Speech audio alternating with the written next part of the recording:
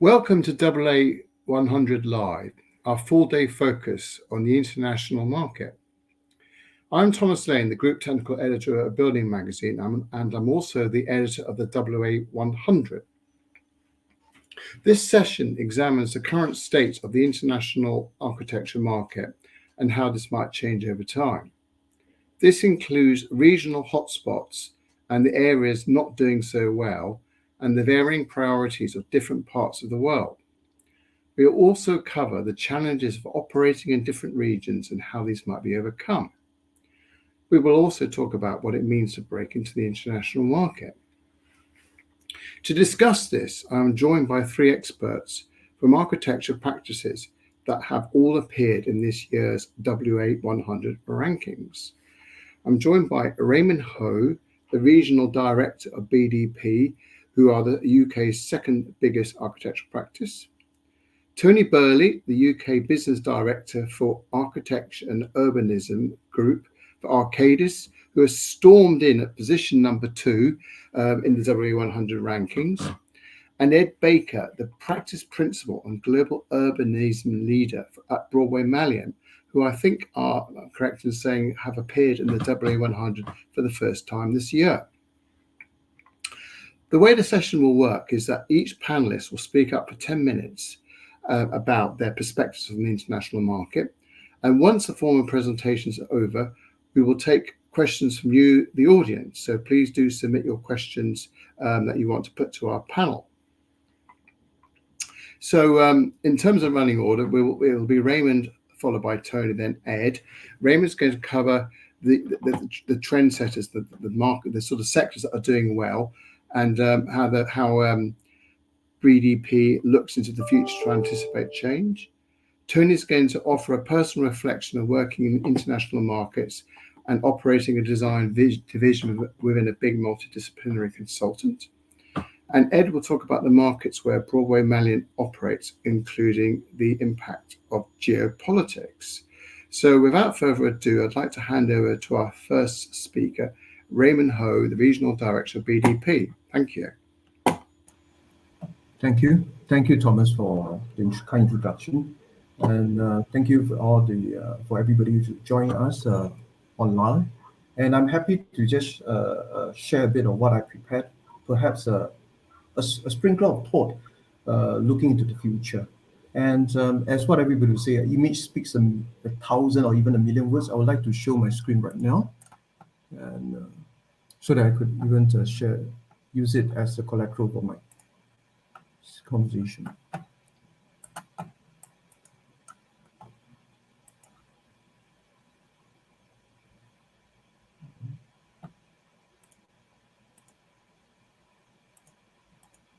Okay.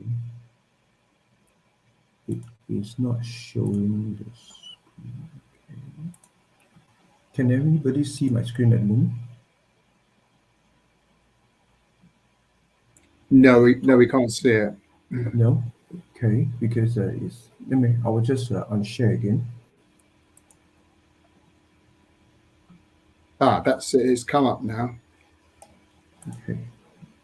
Do you see my first cover page? Yes, I can. You might want to maximize it so we just see the. Lovely. Great. That's great. Thank you. Late but never. BDP itself, we design around the ethos of placemaking for a modern world. We pride ourselves on a multidisciplinary approach to address the various demands of the society and also the world that we live in. The greatest elephant in the room in our conversation today is, I believe that we have daunting challenges moving ahead, even nearing the future. All of us would like to actually even to have an opportunity possible to even to gaze through a crystal ball and to decide how then can we actually as architects, even as planners and designers, to design for the future. Being the first speaker of this seminar, I'm pleased to also to be very bold about what I'm going to talk about, perhaps also setting the tone of the conversation and dialogue later. I would like to look from another perspective on even the whole issue about trends, even though the headings was looking in various trends and what could we actually could anticipate better. But I would like to share who are we designing for, and there are three groups of category of headings in which I would like to use it as a form of means to illustrate my thoughts. By 2030 in Asia alone, 677 million of the older population would probably age 60 years and above. This is a silver generation in a growing, and I believe these numbers keep on changing. And what does it mean in terms of quantum when we talk about 677 million people? It is almost half of China and India, which is currently, at the moment, if I'm not wrong, the statistics 2 years ago is about 1.4 billion. If everybody is familiar with in Southeast Asia, the size of Indonesia, which is one of the largest and probably the country in Southeast Asia, it is three times the population of Indonesia. And I will not just go on further. I think the numbers speak for itself, but we are talking about where I'm based right now in Singapore is 110 times. So there is a growing population, and this due to the increasing life expectancy and longer retirement age that we see in our generations. In the near future, what would that be? Are we able to respond to their needs? In BDP, we have looked into past 2 years ago in the collateral about what it means to reimagine age-friendly living. About what it means about the future living is one that we need to need to integrate the living, and we all know that one of the greatest killer for this aged living is really solitude. The whole idea about this collateral was an investigation was to understand what can we do to improve the built environment, and how can we consider them being as trendsetter for the future and designing for them. One of the project that we did for vertical high rise, I believe that in Singapore we have a lot, and also in Southeast Asia there's multiple towers and multiple heights. We are facing a era of rapidly densification of built environment. In a very rapid densification setting and condition, we have to not forget the conditions where people can relate and to actually to live together, to build communal values. And we want to advocate that the aged community should be one of our top in our list, into even consider how we can actually design as part of inclusively, even as part of the built environment for them. And looking at how we can look at thresholds and blurred boundaries to offer safety, social cohesion, and most important, community building. This year, we will be completing our flagship project in Singapore. It is the rejuvenation of Geylang Serai. Geylang Serai in Singapore was, by history, was known to be a area where there's large and rich Malay cultural and significance. We want the design competition rethinking about what it means to rejuvenate the very old estate. And this is important, especially in developing country where the silver population keep growing. We have to continue to think, what can we actually create meaningful public spaces for them? How can we then to look at walkable streets for them, and even at areas where it's sheltered, and even considering the climate conditions of the location. The next group of people that I want to talk about is our Gen Z. Gen Z, I think many people have talked about it, has evangelized about it, have preached about it. But 25% by 2030, what does that exactly mean to us? It's actually 2.15 billion. 2.15 billion is 2 times the size of China if we were to put our numbers correctly in the statistics. And it could be ever growing. Now, of course, people will contradict me and say, well, we are also facing a lower fertility rate and lower birth rate in many countries. But that doesn't stop the Gen Z for being the greatest force of influencers in the built environment that we are, and the cities that we're going to design for. I like this poster, which I use multiple times. All credits to Lombard Odier. This poster reveals the future of the generation of the shareholders. We are designing for the future, and these are the group of people that they decide what they need to do and what they want to do in your spaces. They choose you instead. And it's actually highlight a great dichotomy of even the brief that we have been facing in this region, especially in Asia, where there's constant need to incorporate their needs and to understand what it means to adapt, to agile, and to also, most important for them, to foster meaningful relationship and communities. Now, this group of Gen Z that we all familiar with, they are they are into very much into well-being. Not that I am not, I am post Gen Z, but post-pandemic conditions has revealed the need and refocus about well-being and how can we actually look at built environments to nurture healthy and happy environments, especially for people who are right now also tends to work and live where they in those spaces.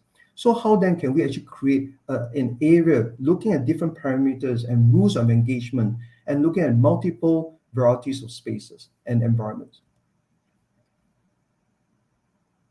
They are, don't forgetting that they are also strong climate advocates.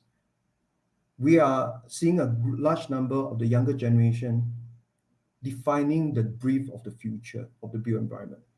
They are requesting for more spaces where they want to do something about the cities they live in. They want to do something that they want to do, even to design for better, to reduce the urban island heat effect in many on the urban cities that we are living in. Are we then, as designers, planners, allowed that space of flexibility? Data connectivity is the world that we're going to live in, and you will not move back. Ever since the whole search of information about recently on I believe we are moving forward with a lot more connectivity. Of course, the paradox is with all this data storage and connectivity, there's a lot more power and energy, in which I'll cover in my next layer of conversation. But they will always be connected. These are the communities, these are the trendsetters that we see increasingly demanding for areas that allow for more flexibility and even defining the work culture of the company they work in. Are we able to take a step back as designers to even to renew and to even to refresh and reimagine what it means to create multiple destinations or even meaningful destinations in the built environment, in the design, especially when in a rapid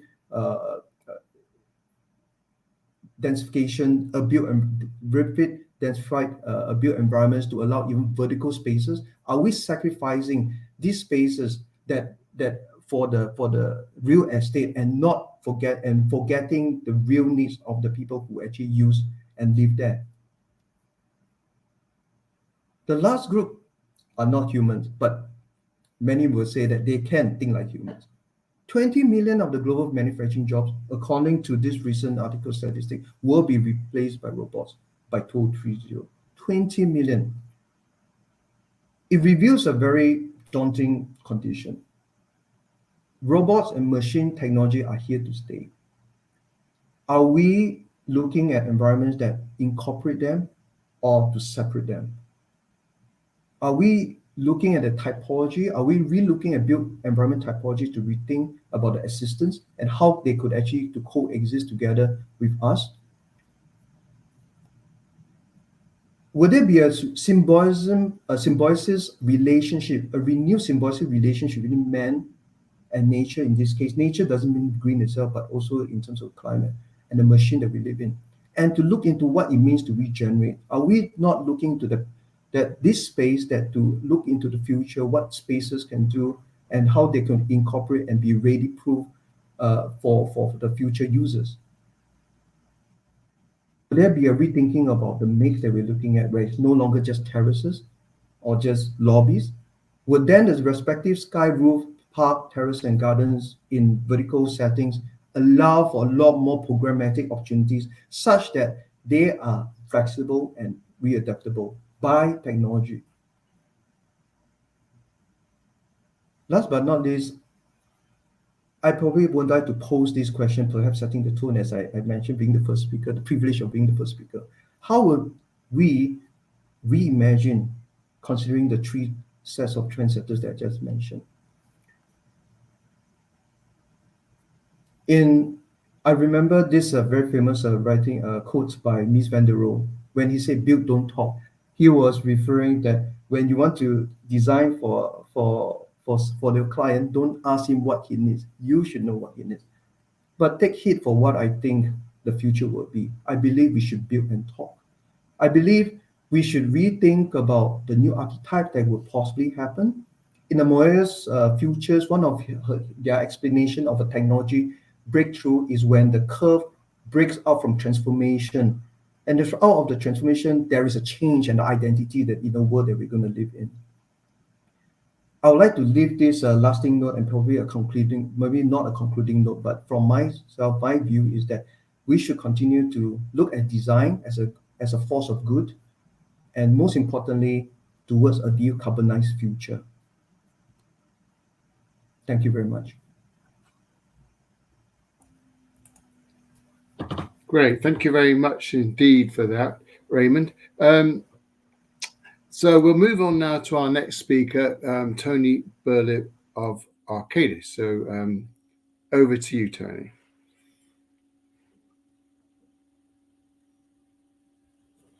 You're on mute, I think.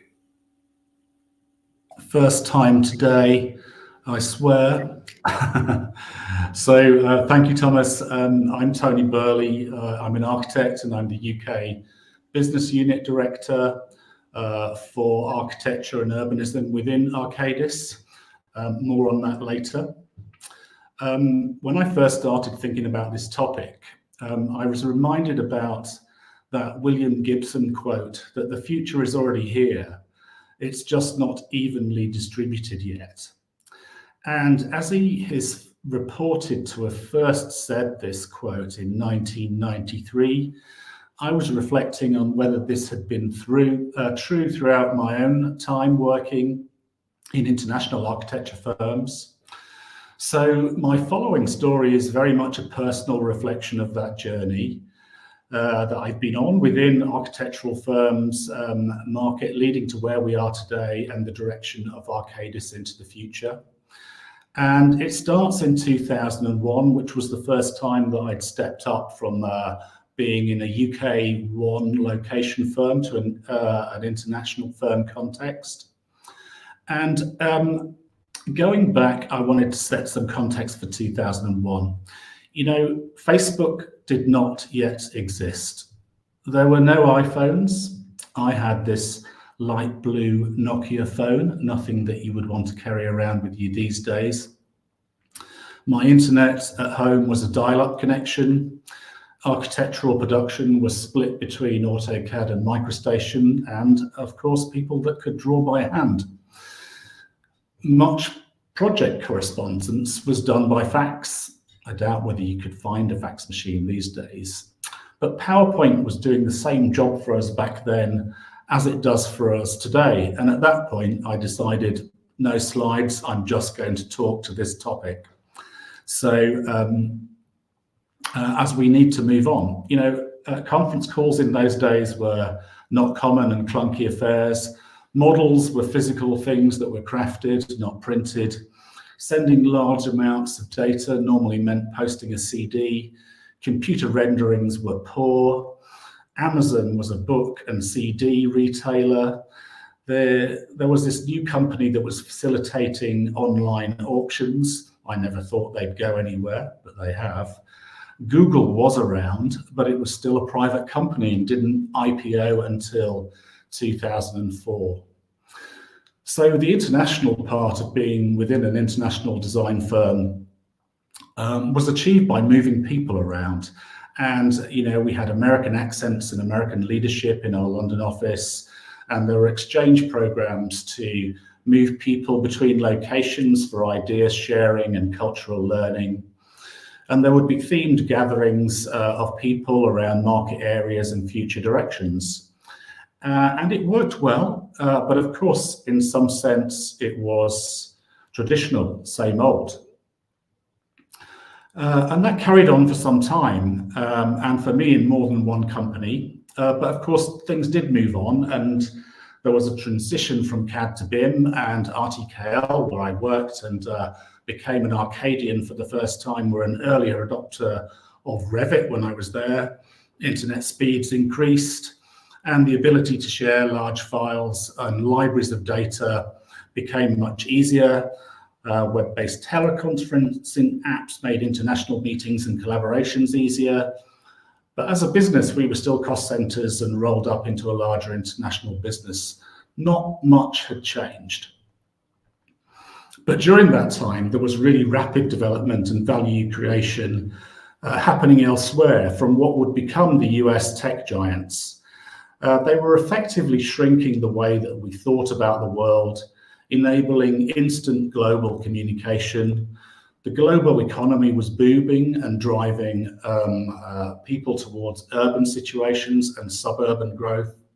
Climate change became the climate crisis, and with all of that rapid development became the age of disruptors.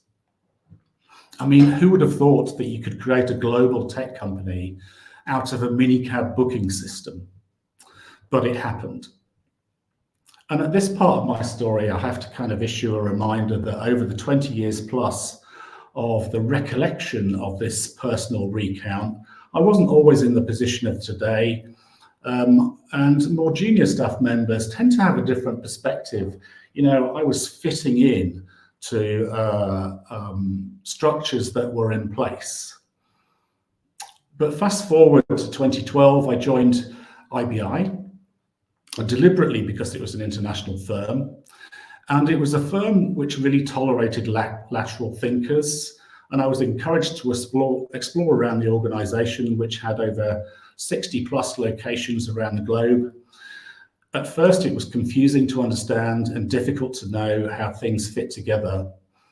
But the first taste I got about restructuring to respond differently to the global imperatives was when IBI rebranded to reflect the areas of work that we did, which was intelligence, which was a software and technology-based buildings. Our buildings business was all the traditional verticals, if you like, and our infrastructure business was landscape architecture, master planning, and everything that was horizontal.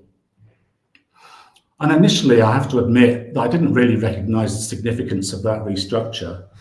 But fast forward a couple of years, and it was clear that by establishing global leadership in 3 core areas with corresponding leadership at a regional level and an inbuilt financial mechanism that encouraged cross-location working, knowledge sharing and collaboration increased dramatically, and we started to operate as a truly global business, leveraging our total knowledge at a local, national, and international level. The second stage was our pivot to become a technology-driven design firm. And what this meant for us in practical terms was to ask the key question in every project pursuit: what technology overlay from our Intel business can enhance, optimize, or respond to the key issues that our clients are trying to respond to in their built environment endeavors? And that led us into smart buildings, smart cities, occupancy monitoring, custom environments, enhanced performance. It was a real game changer for us, and it became one of a number of overlays that we undertook to add value. So we developed a social value overlay, a climate overlay, and a wellness overlay. And this meant that we were changing the language that we were using to engage clients to one of problem solving and value creation at a time when metrics beyond the boundaries of the building itself were emerging as local and national priorities, which our clients were struggling to understand. So to bring things to current times, IBI became part of Arcadis in 2022. Arcadis operates a global business area in global business areas of places, mobility, and resilience. So a similar operating model than we were used to, but at 10 times the scale. So an overall headcount of 36,000 people.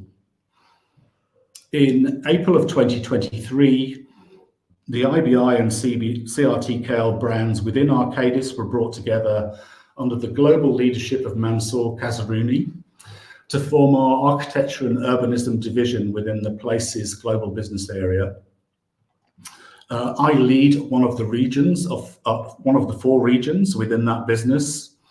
We still carry forward our 9 practice areas of, living, retail, healthcare, education, government and civic, placemaking, workplace, industrial facilities, and transit. All of those areas have global leaders and regional leaders. And when you roll that group up in terms of headcount, it's an impressive team and has landed us in the #2 spot on the World Architecture Rankings, which is incredible for us in 2024. Looking forward, we're exploring a much bigger Arcadis world, finding synergies and collaborators and forming new combinations of skill sets to form new service offers in new locations and support our global strategy. So our focus going forward is on accelerating a planet positive future through sustainable project choices, which means partnering with projects aligned with the 2050 Paris goals. We are doubling down on digital and human innovation. Becoming that technology-driven design firm is something I've already spoken about, and that's being carried forward in all aspects of our business. And it's a strategy that's powered by our people. So we have a transition to be a skills-powered organization. We're supporting an equitable world within our organization and improving on that, and supporting energy transition via our Energy Transition Academy. And there's plenty to get involved with beyond that, which are either extracurricular or supercurricular activities around the Arcadis world. One of the communities that I've really most enjoyed being part of is AI in design. And it's easy to see that can seed the kind of rapid development that other business areas have experienced. And it's something for us to embrace and build on. So at the beginning of this journey, with tough targets to achieve for the planet and climate crisis, when we look back to 2001 and the rate of change that's been achieved since then, I have some hope. So to conclude, I thought I would end on another quote. And I was going to say that fortune favours the brave, but I'd rather amend that to be a misquote of fortune favours the innovator. Thank you. Great, thanks very much, Tony. Before we move on to our last speaker, I just got a quick query for you. I mean, IBI, Callison, RTKL have always been associated directly with architects. You're now known as Arcadis, who are, a big multidisciplinary consultant, perhaps not always associated with architecture. Has changing your name and being overtly Arcadis, has that been a benefit to you, or is that perhaps maybe a bit of a hindrance? Well, of course, when you change your name, people recognize you from your previous name for some time. So there is a campaign of awareness that we know that we need to continue into the future. But I think bringing combinations of skills together under one banner is the way of the future. We see being Arcadis and urbanism and bringing all of our skill sets under that one umbrella as an inevitability and a positive into the future. And we certainly have the ambition that the Arcadis architecture and urbanism brand becomes synonymous with high quality design from now and into the future. Great. Well, thank you very much indeed, Tony. So I'd like to hand over now to our last speaker, Ed Baker from Broadway Malyon. So over to you, Ed. Thank you. Good morning, everybody from London. I've got some slides, so I'm just going to share my screen.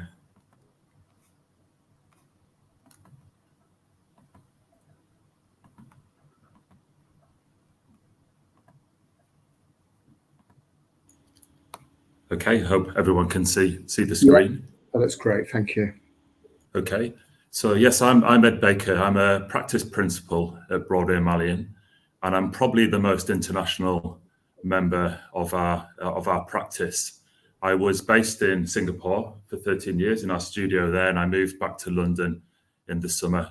I work across many of our main markets, including the Middle East. So I'm going to provide that insight today into the discussion.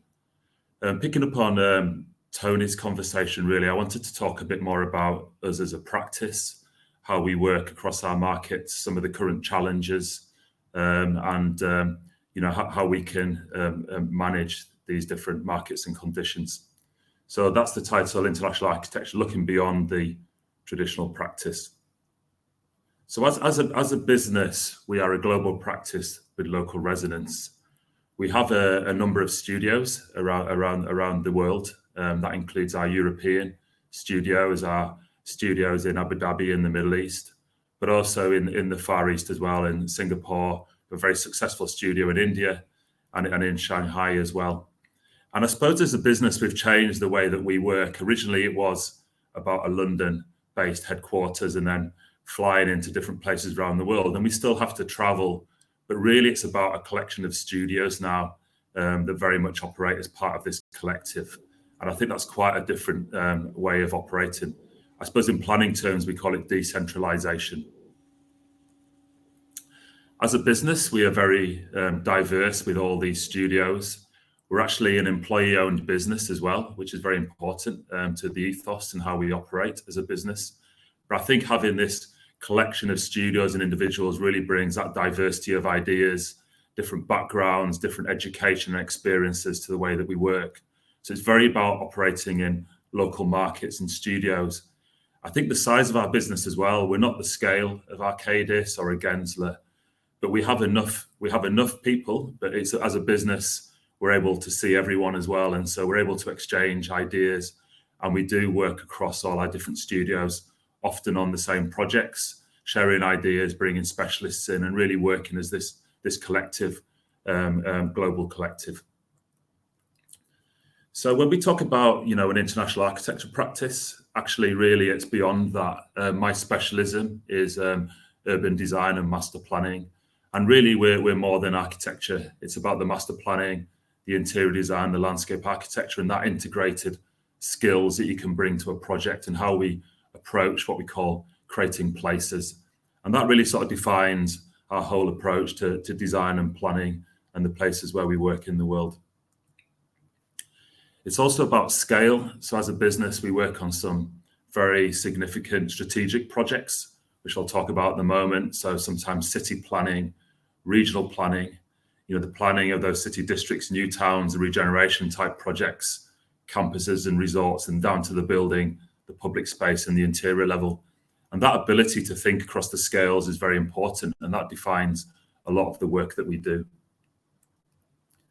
So if we look at the current market, and we're talking about where we are at the moment, this is sort of a high level summary, give or take, on the figures of where we were in 2023, and it shows the expanse of the sectors that we work in. So we talk about the planning work, that larger scale projects, the residential, the learning.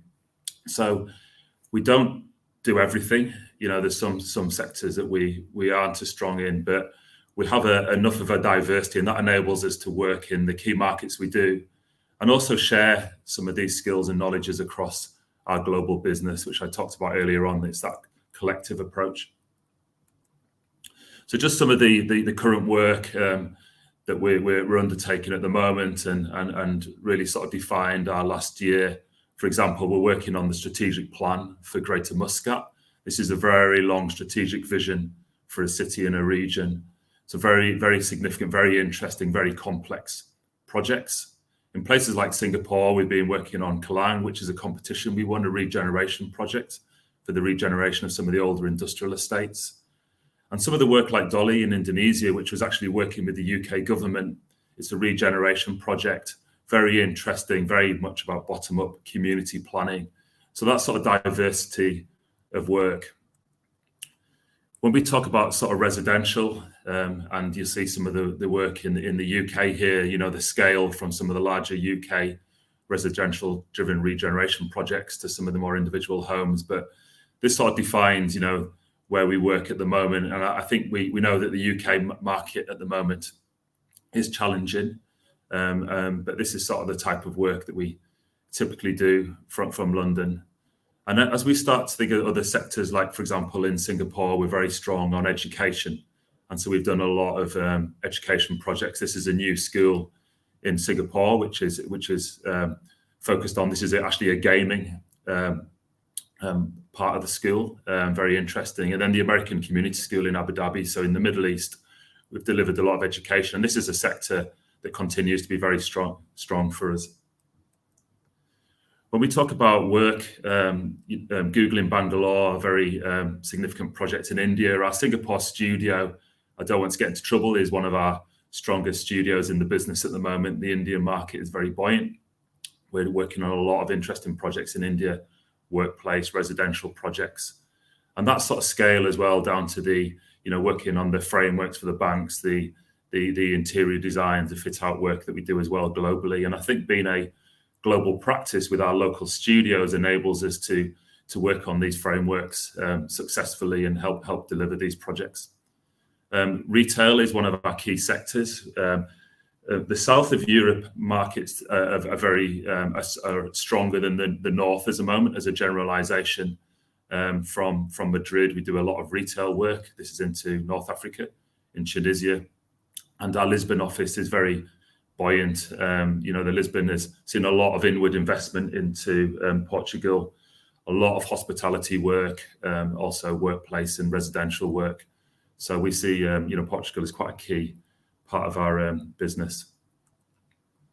So if we sort of think about, 2024 and beyond, I've got through my first English January, and we're now into February and things are getting lighter. But what does 2024 and beyond really hold for us as a business?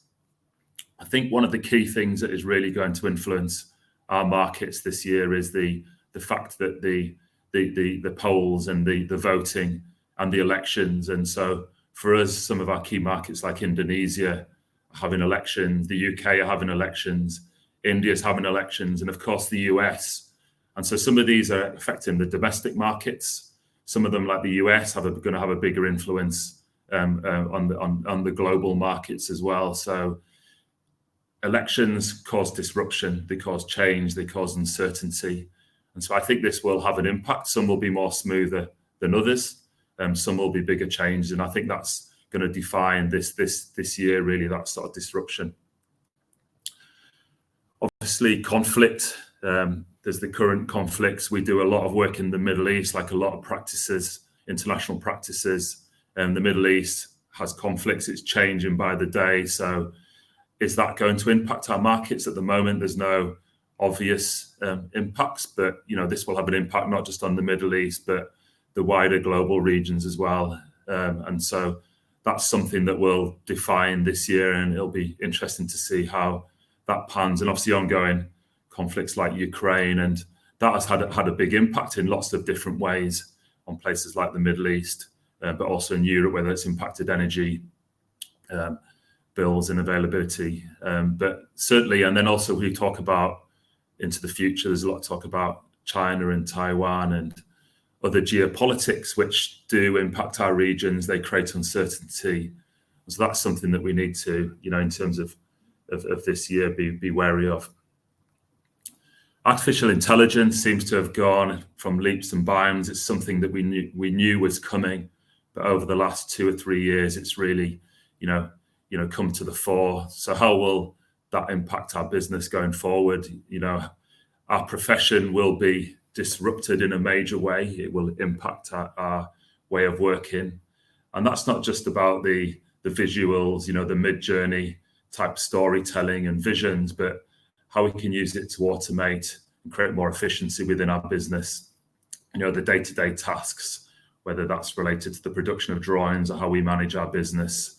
But AI will have a big impact. So trying to understand within our business and how that will sort of impact us moving forward. Climate change, obviously, really a really obvious one, but how that is changing, how it is really the agenda is changing, how it's becoming part of the policy. Globally, it's really changing in different places. So we have to think about our global markets and climate change, not just in the UK, but in the Middle East, and the types of work that we're doing, delivering net zero, but how we create more resilient places. And for us, it's understanding sustainability and that scale. So if we go back to that scale diagram I showed you, delivering sustainability at a regional and city scale with projects like the Oman project have a massive influence for many years to come, and how we can embed sustainability in the process, but all the way down to the building level, how we design sustainable open spaces, how we manage things like urban heat islands, and how we embed things like nature-based design solutions in our working. And obviously all of this leads to the economic instabilities. We know about inflation.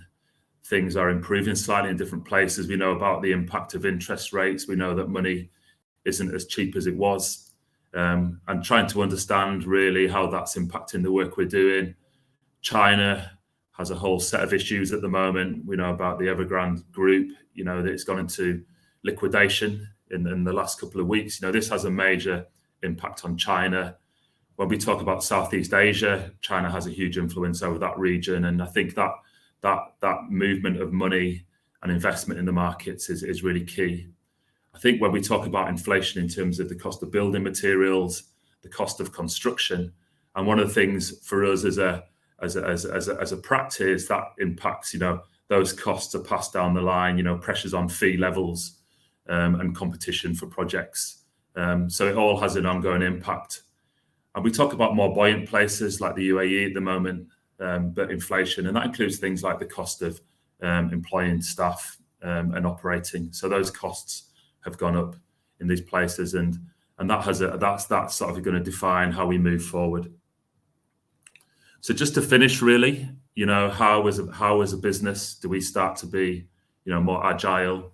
That shift from a traditional global architecture practice, and Tony touched on this with Arcadis. I talked about the decentralization, so how we work as a series of studios in our markets. How can we be integrated in how we approach design, the place approach, but also specialist when we need to be. That agility and flexibility which you need to have as a global practice. Things change so quickly, and you need to be agile and be able to think. Obviously, embedding the digital, that's about the data, that's about embracing AI and understanding how that will influence our practice. The sustainability and the resilience, which is no longer a given and a nice to have, but an essential part of who we are as a business, how we work as a business, and also how we bring that to the projects we work on. That diversity in the business, which we have through our studio network, and how we can start to increase and change the diversity. Being equitable, I think as an EOT and an employer-owned business, we think about this a lot. How can we be equitable? We have our staff and colleagues are part of our business. They're part of the whole practice, and that's very important. And that for a global business, I think that is something quite exciting. And of course, how this all brings out efficiency and the profitability, and we shouldn't shy away from the fact that we want to make money. We need to make money globally, and how we can be more efficient as a business, bringing these different ways to work in and sort of navigating these sort of difficult conditions. So I will stop there and onto this discussion. But I suppose if we start talking about where we are in 2024 and going forward, I think it's quite a disruptive year. But within that, I think there are opportunities for the right types of business to win work and be successful. Thank you. Great. Thanks very much, Ed, for your insights. So we're now on to the discussion aspect of the session, and I'd like to invite the audience to submit any questions, and we'll try and take as many of these as possible in the remaining time. So while we're waiting for some questions to pop up, I've got a general question, and I was thinking really particularly, maybe this one for you, Ed, is different markets are more buoyant than other markets, but conversely, some markets may have specific challenges. For example, getting money out of clients might be difficult in certain markets. How do you decide what markets to enter, and how do you balance up all the kind of the pluses and the minuses? It's not an easy one to answer, actually. I think some of the places that we've been working, for example, in the Middle East, we've worked for many years, and I think we've got a very good understanding of the markets there, particularly the UAE. So I think obviously it's all about managing risk, and the world's a very big place, and I think there's lots of interesting places that you can be working, but really understanding, doing the risk assessment, understanding the payments, how that works. It's an ongoing discussion as a business and as a global business. And I think sometimes, particularly, for example, in a specialism like master planning, you get lots of opportunities in very interesting places, really, really amazing places around the world. So it's always an ongoing discussion about, is that a market for us? Is this the right opportunity? So sometimes it can be about an individual project rather than a specific place. And then sometimes it's about, we really believe that, India is a very successful market and an ongoing market for the future. So like I say, it's not a sort of standard answer to this really, but it's just an ongoing discussion. And we have that at the board level. And, that's sort of making sure that we're, that what we call the go, no go process quite often on projects and places. But that relates to things like, geopolitical stability, payment, and all the usual things you would expect to consider before taking on projects. Right. Thank you for that. I don't know, anyone else wants to comment on that question before we move on? Yes. I'd love to contribute, Thomas. Thanks, Ed. I think both of us know that Southeast Asia and generally APAC, being a region with so many countries, a jacket size will not be able to fit every suitability, even the conditions, even within the country itself. There's a range of even the clientele that we have to decide. So I do support Ed's mention about really it's about balancing the risk-reward equation. Myself, just to touch a bit, I've been practicing trading over years, not only in Singapore, but also around the region at APAC, and very much also in the Middle East and India. And it taught me something. I think really when in Rome, you have to think like the Romans. I think that adage is really also helped to prepare for any brave designer or architectural firm to venture into the area unknown. It is good to go through definitely the due protocol and the processes of risk rewards equation. But I think it's also important to understand the culture and understand the timing as well as what Ed has alluded to in the overall geopolitical scenario. First of all, also coming to it influences whether it's private equity or public funds. So I think there's a lot of factors around that huge topic that input. Thank you very much. Thank you. And obviously, Ed, again, you talked on a lot of it, the geopolitical factors and how the unstable world we live in.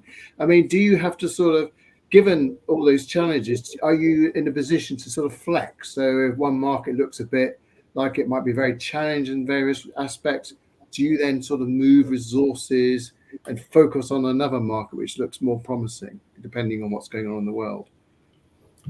Yeah, I think our previous sort of managing director always used to talk a lot about our studios and markets, and it was very rare that everything was, working and successful across a global business. There's always somewhere where there's some issues, whether it's economic or, something happens. So I think that agility is very important, that sort of flexibility.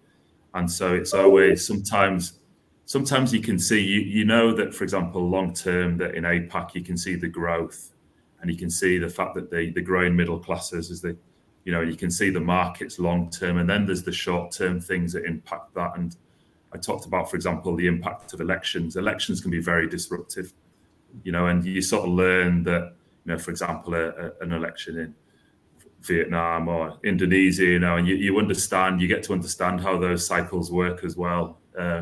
Because people don't necessarily want to make decisions before elections, and then after elections you have all the new government coming in and all the new changes that happen. So I think it is challenging, but you have to be, that agility is very important, and sometimes it's quick thinking, and other times you can see certain trends happening. So for example, at the moment, one thing for us at the moment is understanding China, and long term where China is going. We know where the economy is at the moment. You can sort of understand the growth and where China is if you look at GDP, but just understanding the whole situation and as an international practice as well in China. It's interesting, and I'd be interested to hear other people's views on this as well. That I mean, China for a long time in our surveys was the #1 market, and it's slumped right back this year, and Saudi Arabia is now at the top. But we've seen since the WA100 was published, we've seen Evergrande have gone into liquidation, huge Chinese property company. And is China now becoming an area where it's not really worth it? Or are all of you involved in the Chinese market and intend to stay there for the foreseeable future?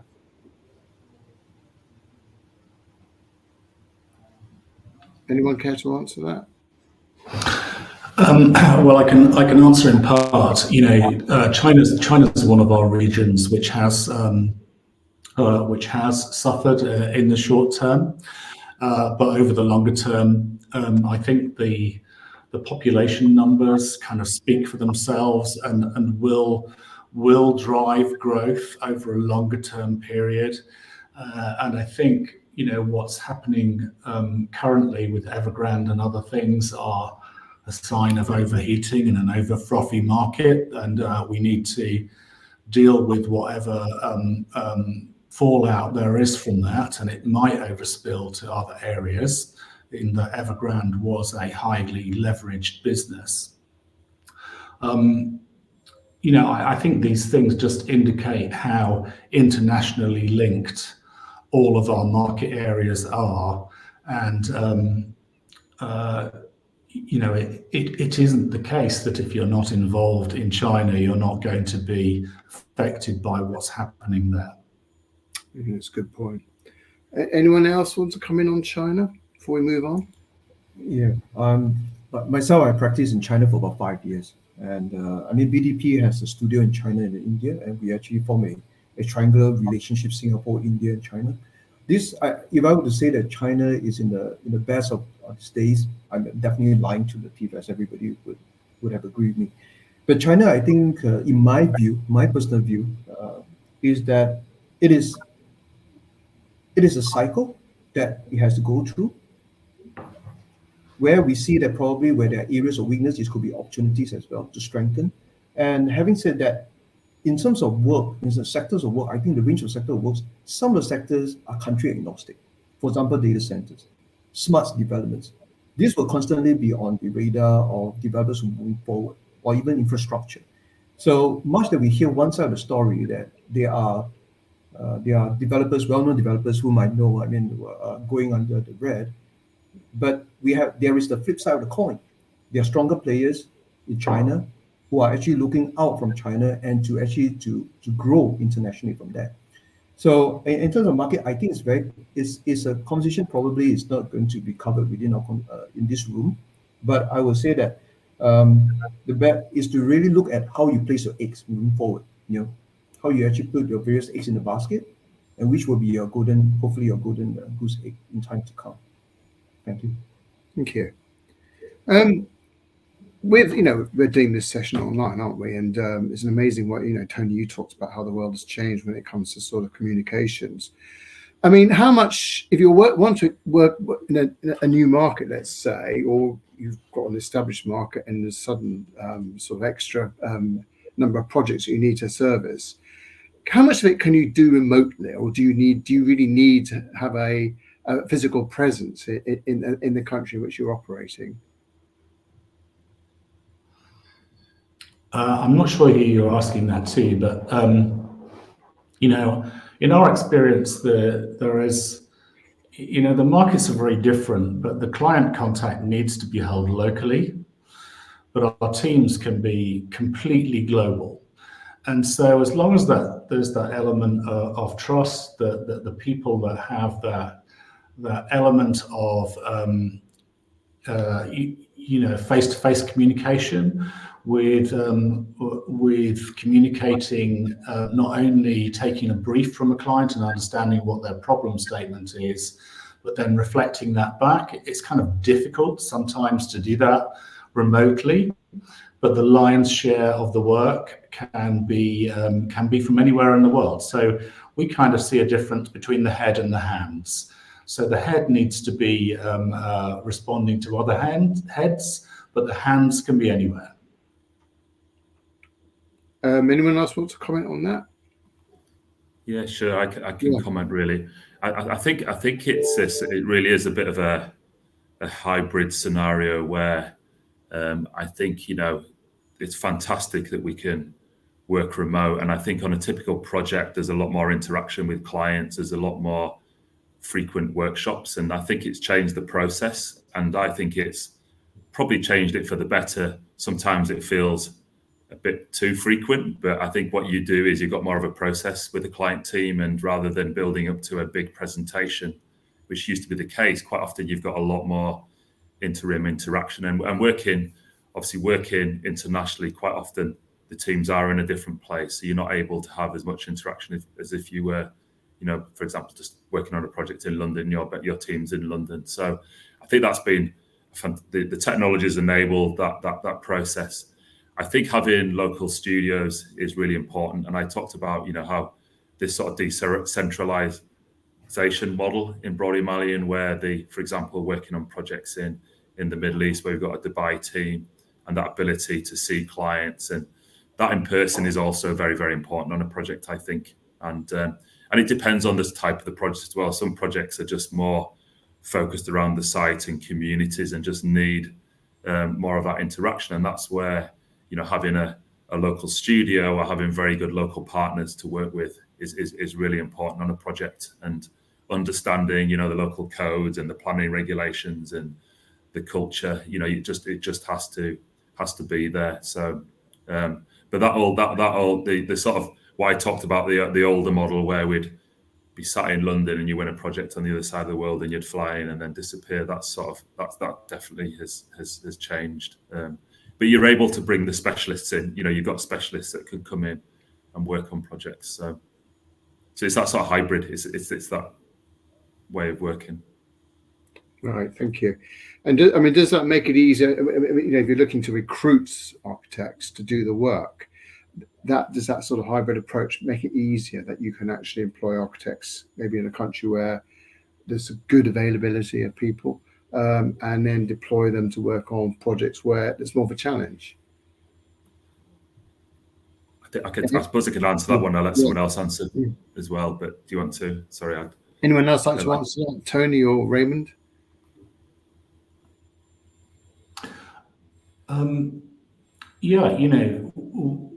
We employ people in multiple places and deploy them on teams based on their skill sets. Whether we actually recruit in one area that might be more fruitful than others, I'm not sure that we do currently. And I think going forward, one of the challenges for the industry is that there is competition for the best talent, and attracting talent to our businesses to fulfill our ambitions is one of the things that we focus on. And we like teams to be teams. We do like people to meet and connect socially and to know other people. So having a high degree of remoteness, I'm not sure is, officially encouraged at that kind of level, but certainly it's much easier to collaborate across the globe than it was pre-pandemic. The kind of assumption that you're all going to turn up at the client's offices and do 5 days of workshop and presentation is just not there. Anymore. So we routinely have people working transatlantic and form teams based on the best skills. And once people have got used to that collaborating model, it just works well. Great, thanks very much. We're actually pretty much out of time now, so all that remains for me to say is thank you very much to all our speakers, and thank you for our audience for listening today. And before everyone on the audience disappears, This session will be followed up by a survey, just asking for your feedback on this session, but also what you might like to see us present in the future. So I'd appreciate it if you could take a couple of minutes to answer the questions. So thank you, everybody, and have a good afternoon. Thank you. Thank you very much. Thank you.